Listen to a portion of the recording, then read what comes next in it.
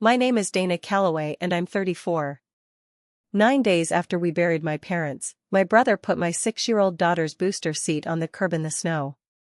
Wren's mittens were still zipped inside her coat pocket in the back seat when Preston hauled it out, and he set the booster seat down like it was a delivery he was refusing at the door. Then he told me the house wasn't mine to grieve in. He stood in the doorway of a farmhouse that's had a Calloway inside it since 1902, the doorway our father built a mudroom onto with his own hands the summer I turned 10, and he said, "The orchard goes to the one who stayed." You knew that. You've always known that. I asked him what that meant for me. He said, "It means you've got until Sunday." Then he said something else, something he'd clearly practiced, because his voice had that flat, rehearsed quality people get when they've said a line to themselves in the mirror. He said, "Enjoy the shelter system, Dana." I made sure of it. But here's what my brother didn't count on. There was one more page to our parents' will. And when the lawyer read it out loud, in a room full of people who had spent my entire life treating me like the practice child, the one you raise until the real heir comes along, my brother went down like a felled tree. Welcome back to Clam Story Time. The channel where the quiet ones get the last word and the paperwork does the shouting. If your family ever made you feel like you were only there to fill out the picture, this one's for you. Tell me in the comments where you're watching from, and hit subscribe before we start, because you're going to want to see how this ends. Let me take you back to Millbrook, Vermont, a town of about 4,000 people tucked into a valley where the frost comes early and the maples turn before anywhere else in the county. Millbrook is the kind of place where everyone still calls the general store the Grange even though it hasn't been a Grange in 60 years, and where the Calloway name is stitched into the town the way thread is stitched into a quilt you can't pull apart without unraveling the whole thing. My great-grandfather planted the first rows of Calloway orchards in 1802 on 40 acres of hillside that nobody else wanted because the soil was too rocky for corn. Turns out rocky soil makes excellent apples. By the time my father, Walter Calloway, took over from his own father, the orchard had grown to 210 acres and a name that meant something at every farmer's market between here and Burlington.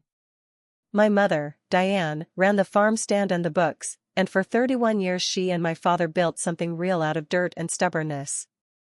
I say something real. I don't say something fair. Growing up Calloway meant growing up inside a story that had already been written before I was born, and the story only had room for one child in the lead role.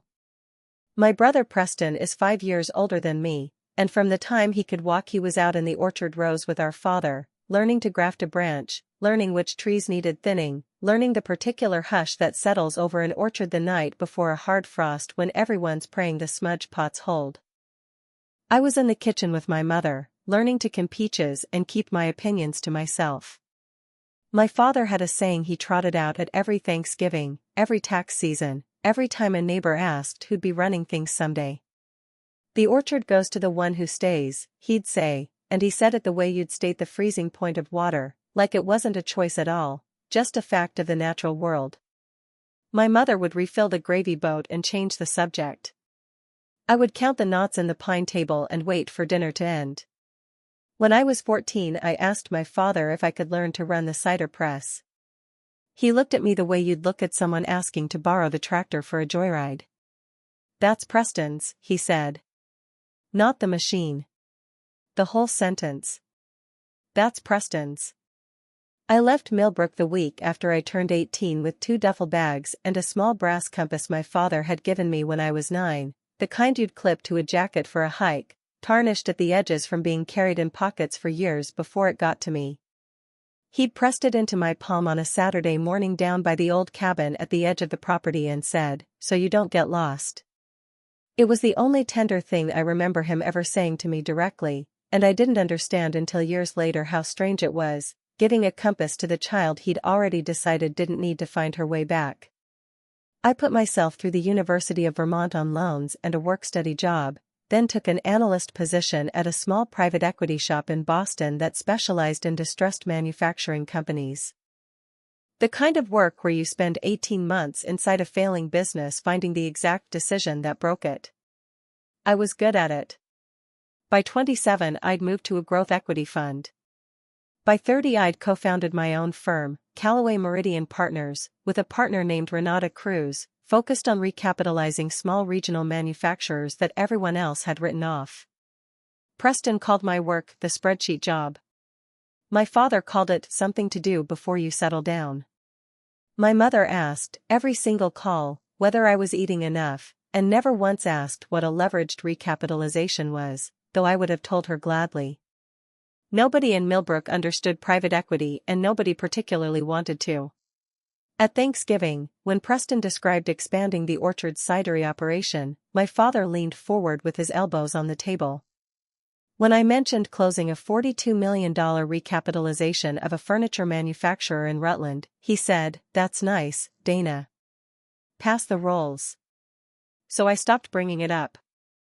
I kept the little brass compass in the inner pocket of every bag I've owned since, not because I missed the man who gave it to me, exactly, but because it was proof that some version of him, once, had wanted me to find my way somewhere.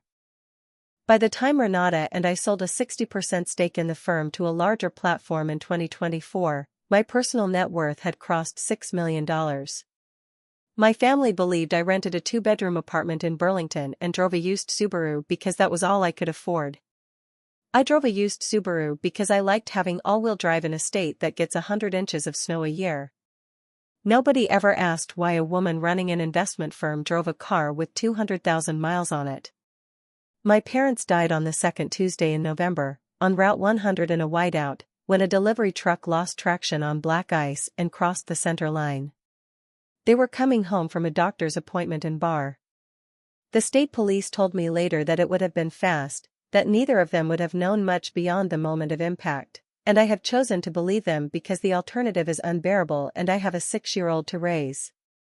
I got the call on a Tuesday afternoon at my desk in Burlington, and Renata drove me the 2 hours to Millbrook because my hands would not stop shaking long enough to hold a wheel steady on icy roads. When I arrived at the farmhouse, Preston was already in the living room, taking calls from the Millbrook Rotary Club and the county extension office, wearing a black suit that looked freshly pressed. Like a man who had somehow found time to iron in the hours since learning both his parents were dead. I handled everything else. The funeral home, the death certificates, the obituary in the bar paper, the calls to the insurance company, the calls to the bank about the joint accounts. Preston stood in the front room accepting condolences like a man being sworn into office.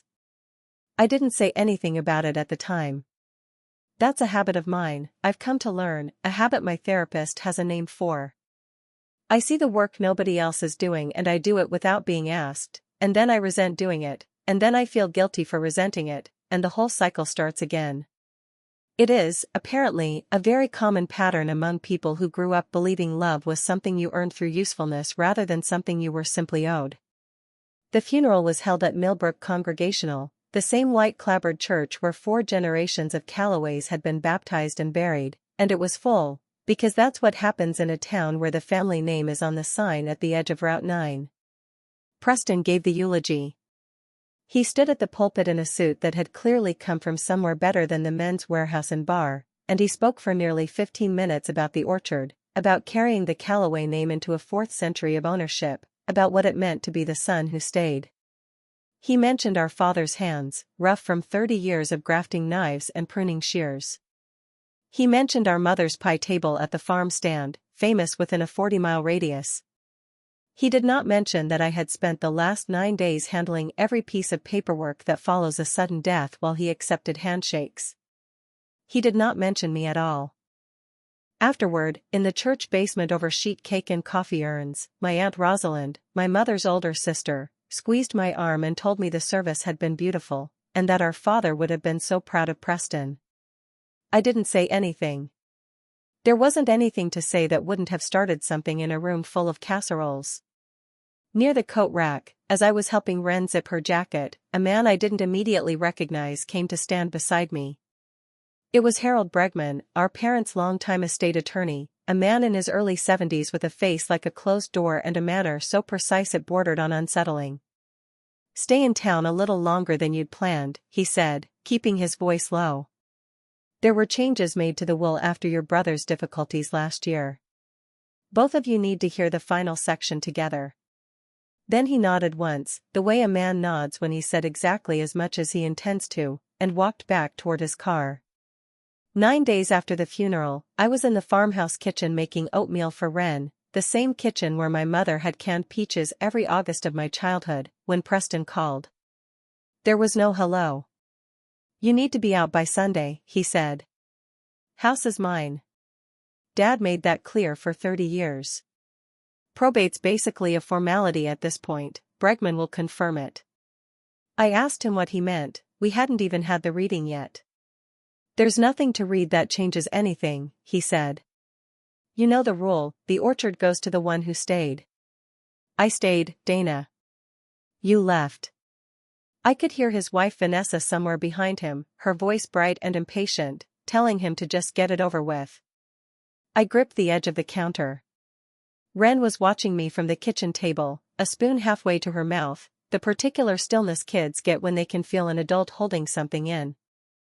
"I'm not leaving this town until Bregman reads the will," I told him. "Then you'll leave with nothing," Preston said, and then, in a voice I recognized from every childhood argument we'd ever had, the voice he used right before he said something designed to draw blood, he said, "Enjoy the shelter system, Dana." I made sure of it. He hung up before I could answer. I set the phone face down on the counter, finished making the oatmeal, and sat across from my daughter and ate breakfast, because that is what you do when someone tries to pull the floor out from under you. You plant your feet. You eat the oatmeal. When I tried my key in the front door that evening, it didn't turn. Preston had changed the locks that same afternoon. The boxes were on the porch by the time I walked around from the driveway, 3 of them, the plain brown kind you buy flattened at the hardware store, sitting directly in the path of the melting snow dripping off the eave. Wren's booster seat was on the top step. Her stuffed elephant, the one she slept with since she was 2, had slid halfway out of an open box and was soaking up snowmelt through its trunk. My suitcase was there too, and underneath it, half crushed, was my mother's recipe box, the one with her handwriting on index cards going back to the 70s, the one she had promised me years ago in a voice that assumed she'd have decades left to make good on it. Vanessa opened the front door before I even knocked, wrapped in a cardigan that cost more than most people's car payments, holding a glass of white wine like she was hosting an open house. "Oh," she said, looking at me the way you'd look at a delivery that had come to the wrong address. "You're still around?" I asked her where Wren's room was, where her books were. "Preston packed up anything that was yours or hers," she said. "This isn't really her home." "Dana. How many times has she even stayed here? 3? 4? She said it like belonging was a matter of square footage logged over time, like a 6-year-old had to accumulate enough overnight stays to earn a claim on her own grandparents' house. Something in my chest went very still and very clear. Not rage exactly. Clarity.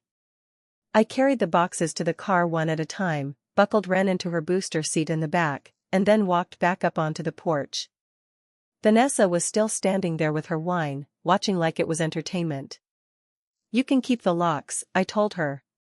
"You can keep every room in this house. But you don't get to talk about my daughter again. Not to me. Not to Preston. Not to anyone in this town." Vanessa's smile thinned into something brittle and she stepped back inside without another word. I got in the car. Wren was holding her damp elephant against her chest, watching the farmhouse recede in the side mirror. "Where are we going, Mom?" she asked. I didn't have an answer. I just drove until the gas light came on, and we ended up at the Millbrook Inn on Route 9, a $62 a night motel with a working radiator and a window that looked out over a parking lot and, past it, the dark ridge of the orchard's north fields. Wren thought it was an adventure. She bounced on the bed and asked if we could order pizza. I said yes, because I couldn't say much else without my voice breaking. I sat on the edge of the other bed and stared at my phone. I had a condo in Burlington. I had a firm, a life, a good one. I could pack up in the morning, drive 2 hours west, and never see Millbrook again. Let Preston have the house, the name, the whole crumbling kingdom of it. I didn't need any of it. I'd built my own. But Bregman had said stay, there were changes, and I owed it to whatever version of my mother had wanted something different for me to at least hear what it was. 2 nights later, my Aunt Rosalind knocked on the motel room door holding a foil-covered dish of shepherd's pie and an agenda she didn't bother to disguise. She's 68, a retired school librarian who has lived in the county her whole life, and she settled onto the edge of the bed like she'd been invited, glancing once at Wren doing a puzzle on the floor before turning her full attention to me.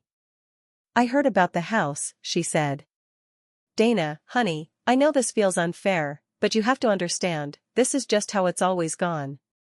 Your grandfather did the same thing to your Uncle Neil. My own father did the same thing to me and my sisters. The land goes to the boys. That's just Vermont, that's just farm families." There it was, the family scripture, recited word for word, straight from my father's mouth through hers. "I'm not married, Rosalind," I said. "I have a 6-year-old sleeping in a motel bed because my brother threw her stuffed elephant in the snow." "And that's terrible," she said, truly. "But fighting it will only make things worse for everyone, including you." She leaned in. "I signed away my share of the family land in Rutland when I was 22. That's what was expected. And I survived, Dana. You will too." She said it like survival was the entire horizon a woman should aim for, like enduring theft gracefully was itself an achievement. "Did you want that land, Rosalind?" I asked. For just a half-second, something honest crossed her face, an old flicker of anger gone hard and cold with decades of pretending it never happened. "It doesn't matter what I wanted," she said. "It matters what keeps the peace." She left the shepherd's pie. She left her advice. And she left me sitting there understanding, for the first time, that Rosalind wasn't just repeating the family rule, she was its earliest casualty. Still carrying the weight of a decision she never actually got to make. The next morning I set up my laptop on the motel desk, made a pot of motel room coffee that tasted like scorched cardboard, and went back to being Dana Calloway, managing partner, the woman who had led a firm through the recapitalization of 11 manufacturing companies and built a personal portfolio worth more than the entire town of Millbrook's combined property tax base. Numbers had always been honest with me in a way people hadn't. They don't care whether you were the favorite. I called Renata at noon. "How's the ancestral homeland treating you?" she asked. "My brother sold my mother's kitchen table on Facebook Marketplace and my aunt brought me a casserole and a lecture on knowing my place." Renata was quiet for a beat. "Dana. Do they even know what you're worth?" I looked out at the parking lot, at my Subaru parked between 2 pickup trucks. "No," I said. "They think I'm a bookkeeper who can't afford her own apartment." "Why haven't you told them?" The honest answer was complicated, some tangled knot of pride and old hurt and the specific exhaustion of having been dismissed so many times you stop bothering to correct the record. But the simplest answer was, because I shouldn't have to prove my worth to people who decided I had none before I could talk. 2 days before the reading, I drove past the orchard's original processing barn to check on it, an old habit I couldn't shake even after everything.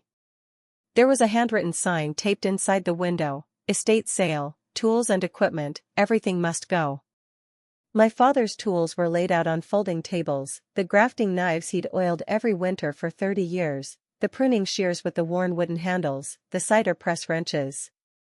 Strangers were walking out carrying pieces of a life for $5 and $10 apiece. I sat in the car for a long time with the engine running before I made myself go in. Preston was behind a folding table, counting cash into a metal box. He looked up. "Not much here for you," he said. "There's one thing," I told him. "Dad's tool chest, the old one, it's in the will. It goes to me by name." He shrugged like it cost him nothing. "Take it, it's junk anyway, same as everything else he left you." The chest was heavier than I expected, a battered wooden crate my great-grandfather had built, with a rope handle and a rusted clasp. I set it in my trunk next to Wren's booster seat and heard something slide inside it against the wood, a small, deliberate sound. I didn't open it that night. I want to pause here, because I know some of you have carried a box like this out of a room where everyone else got the house. Tell me in the comments what was in yours. A ring, a Bible, a set of measuring spoons. I want to hear it. And if this story is landing for you, subscribe now, because the next part is the reason I'm telling it at all. 3 days before the reading, I drove past the farmhouse again on the way back from the grocery store and saw an unfamiliar sedan in the driveway, a man in a bank polo shirt standing on the porch talking to Preston through the storm door. Preston's voice carried across the yard, tight and pleading in a register I'd never heard from him before. The estate will cover it once probate clears, he was saying. You'll get your payment. Mr. Calloway, this is the third notice we've sent, the man replied. The balance on the equipment loan and the second mortgage combined is now 90 days past due. Preston saw my car at the curb and his face went from panic to fury in under 2 seconds. He stepped outside, and the banker retreated to his sedan without finishing his sentence. I didn't wave. I didn't need to. I'd just watched my brother default on debt against a house he was already treating as his personal kingdom, a house he'd thrown my daughter's booster seat out of in the snow. My father used to say, in one of the rare moments he said anything worth remembering, a man who mortgages his own foundation is standing on a trapdoor. I'd always assumed he meant the orchard's business loans. Sitting in that car, watching the banker's sedan pull away, I started to wonder whether he'd been talking about his son the entire time. The night before the reading, after Ren fell asleep, I opened the tool chest on the second motel bed. Inside were a hand plane, a set of grafting knives wrapped in oilcloth, a coil of grafting tape gone brittle with age, and beneath all of it, tucked flat against the wood like someone had placed them there on purpose, 3 things that rearranged everything I thought I understood. The first was the little brass compass my father had given me at 9, the one I'd carried in every bag since I left, except this wasn't mine. This one had a fresh scratch on the underside, initials cut into the metal, WC to DC in arrow between them, like a handoff. The second was a key, small, old, a shape I didn't recognize, tied with wire to a paper tag that read Cabin, North Ridge Parcel. Not the farmhouse key. The farmhouse key was long gone, changed out from under me. This was something else entirely, the key to the old cabin at the edge of the orchard's original 40 acres, the same rocky, unglamorous ground my great-great-grandfather had first planted in 1902 because nobody else wanted it, the same hillside where my father had once handed me a compass and told me not to get lost. The third item was a folded document, a notice of lien from a regional bank, a second mortgage on the farmhouse and equipment loans against the processing barn, dated 2 years earlier, in the amount of $280,000, my father's signature at the bottom. In the margin, in pencil, in his cramped handwriting, 7 words, ask Bregman about the North Ridge. I called Bregman that night at 11 o'clock and he picked up on the second ring, like he'd been waiting. You found the lien notice, he said. Not a question. Preston's cidery venture collapsed 2 years ago, Bregman told me. He'd overextended on equipment financing and a distribution deal that fell through. Your father co-signed the original loans, then refinanced everything against the farmhouse and the processing barn to consolidate the debt and buy your brother time. He never told either of you the extent of it. So the house Preston just threw us out of, I said, is carrying almost $300,000 in debt. Against an appraised value of roughly $340,000, Bregman said. The processing barn carries a separate equipment lien, another $60,000. Together, the homestead parcel your brother is set to inherit is very close to underwater, and that's assuming the bank doesn't call the notes given the current default status. I looked at the lien notice in one hand and the small brass compass in the other. And the North Ridge parcel? 40 acres, unencumbered, no liens of any kind, appraised last spring at $940,000, Bregman said. Your father added a final condition to the will after learning the full scope of your brother's debts. Both of you are required to submit a verified financial statement. The North Ridge parcel passes to whichever child can demonstrate the capacity to hold it debt-free. I sat with the phone against my ear for a long moment. Dead hand control, I said, recognizing the term from cases I'd studied years ago in a business law elective. Enforceable in Vermont, and routinely upheld, Bregman confirmed. Your father learned something, Dana. Late. but he learned it. Bregman called both of us the next morning to explain the requirement. Preston's reaction came through the phone loud enough that I could hear it even on my own separate line.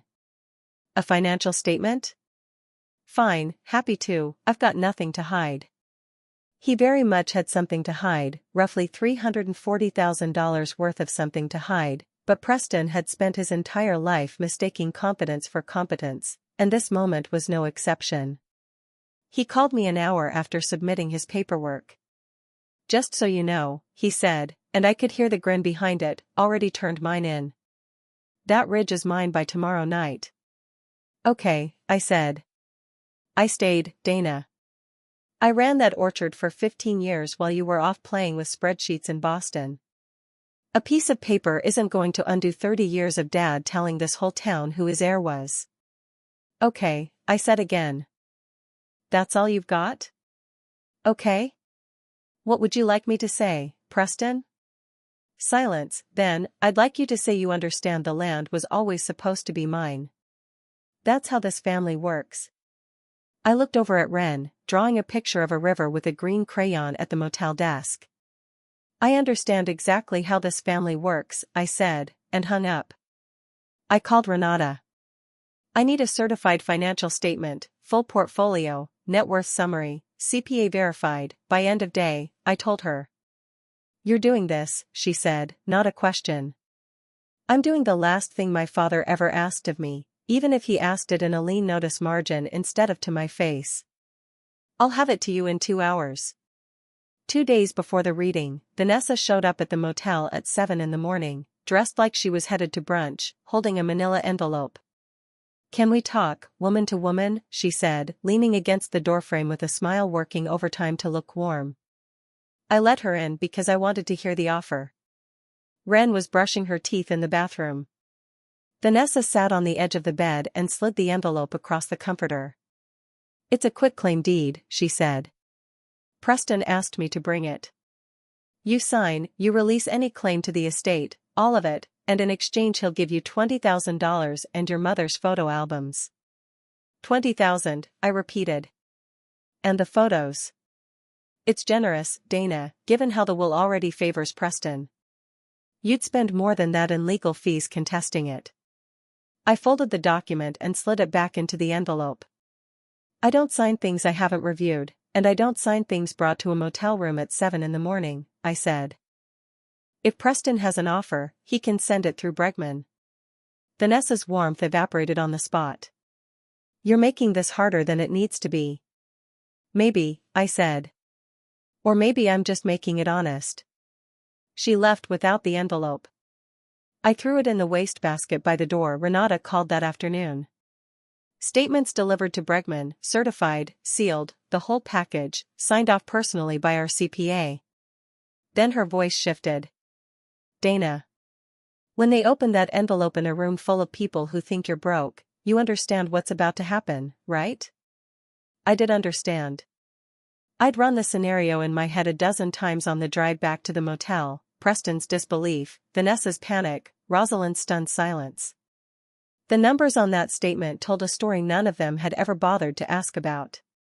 Total net worth $6,140,000. $2.6 million from the sale of my equity stake in Calloway Meridian. $1.8 million in diversified investment holdings. $900,000 in 2 small commercial properties in Burlington I'd bought and managed personally. The rest in retirement accounts and cash reserves. Every dollar of it built without a cent of family money, without a husband's income, without an inheritance, just 14 years of being extremely good at something my family had dismissed as a hobby. I'm ready, I told Renata. Good, she said. Make them say the number out loud. Bregman's office was above the hardware store on Main Street, a narrow staircase that smelled like pine cleaner and old paper. His desk was scarred oak, the kind of furniture that's been in a family practice for 2 generations. The conference table, when we filed into the back room the morning of the reading, was long and pale, ringed with 6 chairs and a pitcher of water nobody touched. Preston arrived first in a charcoal suit and a watch that caught the overhead light every time he moved his wrist, sitting down like a man arriving to accept an award. Vanessa came in behind him, already composing something on her phone. Rosalind arrived next, clutching her purse strap with both hands, sliding into the seat farthest from Preston without quite meeting anyone's eyes. I took the chair across the table. Wren was with a sitter back at the motel. Whatever this turned out to be, I didn't want her in the room for it. In my coat pocket I could feel the small weight of the brass compass, the one I'd carried for 17 years, believing it was simply a keepsake, not understanding until 3 nights earlier that it had a twin waiting for me, scratched with a handoff I hadn't been meant to see yet. Bregman entered, closed the door, and set 2 folders on the table in front of him. "We'll begin with your parents' will," he said, "then we'll move to the final section." Preston smiled. He had no idea what was coming. Bregman opened the first folder. Last will and testament of Walter and Diane Calloway, revised 14 months prior to their passing, witnessed and notarized in Washington County, Vermont. He read through the standard provisions in the same even, unhurried voice: funeral arrangements, debts, the appointment of himself as executor, and then reached the distribution.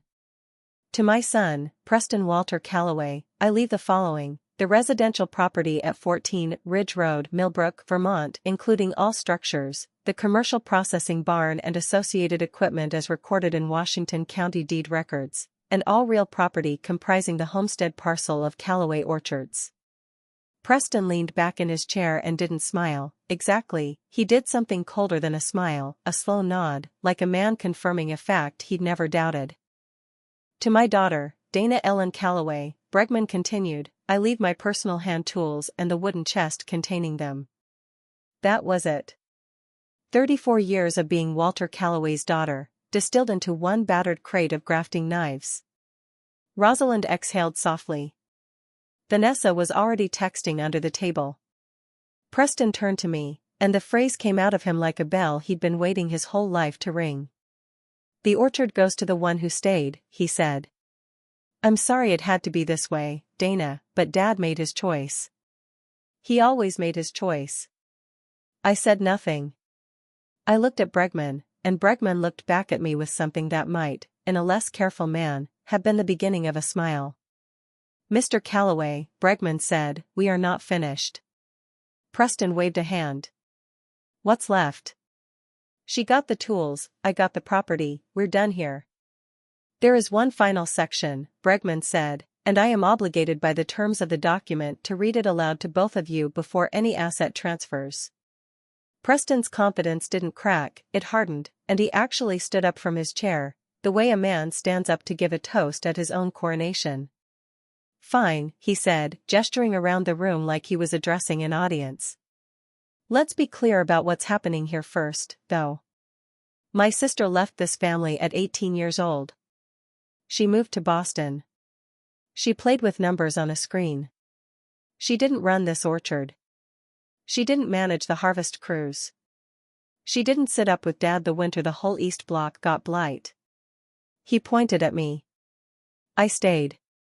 Every year, every frost warning, every time the cider press needed a part flown in from Ohio, I was here. That's the math. That's always been the math." Then he turned to me with the full weight of decades of certainty behind his eyes, and said the line one more time, the same one from the phone call, like repeating it in front of witnesses could make it truer than it already claimed to be. "Enjoy the shelter system, Dana. I made sure of it." Bregman waited, patient as a man who has read ahead and already knows exactly what's coming for everyone else in the room, and when Preston finally sat back down, Bregman opened the second folder. "The final section of Walter and Diane Calloway's will concerns the disposition of a parcel not included in the homestead grant," Bregman said. "Specifically, 40 acres of unencumbered land on the North Ridge, including the original 1902 cabin appraised at $940,000. Preston blinked. Vanessa's phone stopped moving in her hands. Rosalind looked up from the table for the first time since sitting down. "This parcel is subject to a conditional bequest," Bregman continued, "which I am now required to administer." He drew a single sheet of heavy cream stock from the folder. "I will read your father's words exactly as written." He adjusted his glasses. "I, Walter Thomas Calloway, being of sound mind, direct that the North Ridge parcel, including the original orchard cabin, shall not be distributed as part of the homestead grant. This land is the ground our family started from, before there was a house, before there was a name people recognized on Route 9. I have watched other parts of this family's holdings mortgaged and nearly lost. I will not watch this ground go the same way. Therefore, I direct my executor to require each of my children to submit a verified financial statement, prepared and certified by an independent accountant, demonstrating current net worth and debt obligations. The North Ridge parcel shall pass to whichever child demonstrates the capacity to hold this land free and clear, without mortgaging it, leveraging it, or placing any encumbrance upon it, for a minimum of 10 years. If neither child meets this standard, the land shall be sold and the proceeds donated to the Vermont Land Trust. Bregman paused, then read the final line slowly. I spent my life believing land goes to whoever stays closest to it. I was wrong. Land goes to whoever can hold it without losing it. That is the only inheritance worth passing down. He set the page on the table. The room went quiet enough that I could hear the radiator ticking in the corner. Rosalind made a small sound, not quite a word. My father, the man who had told me at 14 that the cider press wasn't mine to touch, had written those sentences alone in a lawyer's office, knowing he was putting them on paper for good, knowing one of his children would eventually have to hear them read aloud in a room like this one. Both financial statements have been submitted, Bregman said. I will review them now. Bregman opened the 2 sealed envelopes side by side on the table. Preston Walter Calloway, verified financial statement, prepared by Denby and Associates, Montpelier. He scanned the page. Total assets, residential property at 14 Ridge Road, estimated value $340,000. Processing barn and equipment, estimated value $110,000. Vehicles and personal accounts totaling $14,200. He paused. Total liabilities, second mortgage on 14 Ridge Road, balance $278,000. Equipment loan against the processing barn, balance $61,000. Outstanding cidery venture debt to private lenders, balance $94,000. Credit obligations, $22,000. The numbers hung in the air the way smoke hangs in a closed room. Net worth, Bregman said, his voice flat and exact, negative $110,800. Preston's jaw went rigid. Vanessa's hand found his forearm and gripped it. That's temporary, Preston said. The cidery's recovering, those debts are being restructured. Once the estate settles, I'll have access to. The condition requires demonstrated capacity at the time of filing, Bregman said, quiet and final. Not projected capacity. Not optimistic forecasts. Your statement shows insolvency, Mr. Calloway. The house is worth $340,000 and carries $278,000 in secured debt you created and your father absorbed to protect you. You did not inherit an asset. You inherited a lien with a house attached to it. Preston looked at me then, and it might have been the first time in years he'd actually looked at me instead of past me. Read hers, he said hoarsely. Bregman picked up the second envelope. Dana Ellen Calloway, verified financial statement, prepared by Whitfield and Cruz, certified public accountants, Burlington. He turned the page. The room was so still I could hear Rosalind breathing. Total assets, equity stake in Calloway Meridian Partners following the 2024 sale, $2.6 million. Diversified investment portfolio, $1.8 million. Commercial real estate holdings, 2 properties in Burlington, $900,000. Retirement accounts, $310,000. Cash and liquid reserves, $430,000. Vanessa made a sound then, not a word, something between a gasp and something swallowed hard. Total liabilities, Bregman continued, 0. No mortgages. No liens. No encumbrances of any kind. He set the page down. Net worth, $6,140,000. The number landed in that room like a detonation nobody had heard coming. Preston's mouth opened, closed, opened again, and nothing came out. Rosalind pressed a hand over her own mouth. Vanessa had gone completely still, her phone forgotten in her lap. I said nothing. I didn't need to. I reached into my coat pocket and closed my hand around the small brass compass, the one my father had given his twin of to a 9-year-old girl he'd already decided didn't need to find her way home, and I waited. By the terms of your father's conditional bequest, Bregman said, Dana Calloway is the sole qualifying beneficiary. The North Ridge parcel, including the original cabin, passes to her. He looked at Preston. Mr. Calloway, do you have any questions? Preston's hands were flat on the table, fingers spread like a man trying to hold himself to the surface of the earth. His face had gone white, his breathing shallow and wrong. 6, he whispered. 6 million. 6.14, Bregman corrected, because Raymond Bregman was a man who believed in precision even in a room that had just come apart. And then my brother's eyes rolled back, and he went down. He caught the edge of the table on the way, the water pitcher toppled and rolled, water pooling across the pale wood. Vanessa screamed, a short, sharp sound, more shock than grief, and lunged toward him. Rosalind stood so fast her purse hit the floor, coins scattering across the hardwood. Bregman's assistant was already dialing before I'd fully processed what had happened. He's breathing, she said, kneeling beside him, 2 fingers pressed to his wrist. Pulse rapid but steady, this looks like vasovagal syncope. I stayed in my chair. I didn't move.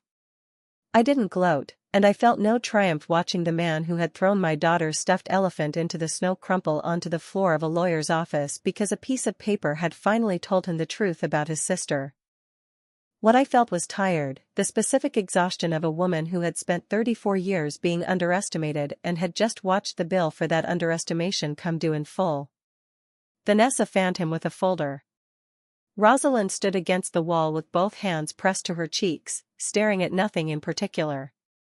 Bregman sat at the head of the table with his hands folded, waiting with the patience of a man who had watched this exact scene unfold before in one form or another and would likely watch it again.